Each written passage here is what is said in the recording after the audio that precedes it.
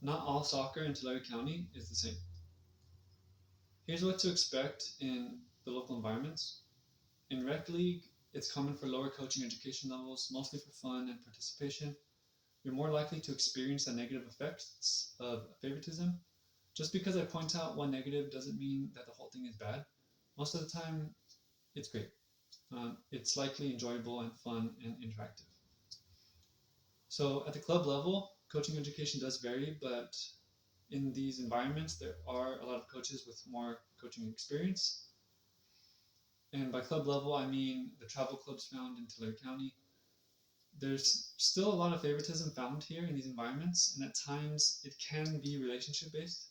An example could be someone's parent knows the coach, and so they're automatically on the team, even if they bring the other boys down and don't consistently perform and things like that. I mean, it's not just soccer, it's like this in many places. It is unfortunate, but I would say expect it so that you're not surprised by it. I'd also expect pettiness at times. It is very competitive, and some parents feel entitled and think it's okay to lead with their ego.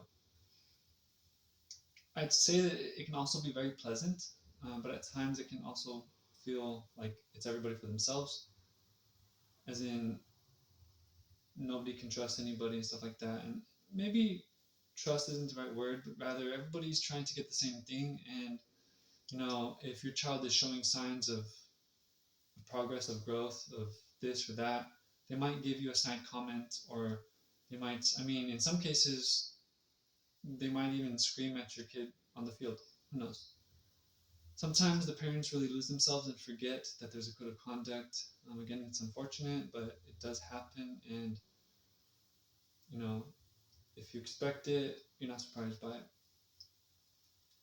Tournaments can feel like mini vacations where the parents get together to drink, eat, and have fun after all the games. Often the coaches are left to manage their teams, and with little to no management experience or help to manage, you might get a toxic coach, and sometimes there's nothing that will be done about it. So, as an example, the club won't remove a coach because they might be short on coaches. Again, run away from these coaches if you can. And in most cases, you can. If there's nothing done about it, your kid is struggling with his confidence and self worth, and their leader, their coach, is telling them that they suck, amongst many other things. But again, it can also be very positive and encouraging. Just because I shed light on some of the negative things doesn't mean that most of the time it's bad. I'd say it's really just, well, I would say that it really just depends on who you get in the coaching lottery. Again, you didn't know you signed up for it, but you did.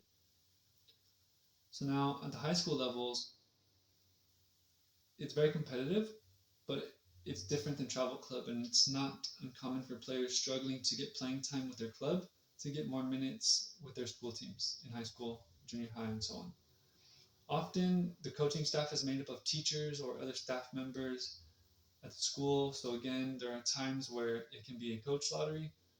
Season performance can vary season to season depending on the coaching staff and the player pool available. This can be a very good experience for players. In my experience, it was a lot more competitive in club, and so then I went to high school, and it was still very competitive, but I ended up doing very well compared to club, and I would say that I had a nice experience. Going from high school to college for sports can be challenging if the school does not have many connections. Team performance always helps with playing in college. There are also other routes. For example, if you go to a community college, you don't have to go straight to a university, especially if soccer is a big part of your life. There are no professional teams in the Central Valley, so it is extremely difficult for Tulare County players to reach the pinnacle of soccer. It's non existent, like it just doesn't exist. We don't have it. And so we are forced, because of that, to leave home and become journeymen and women.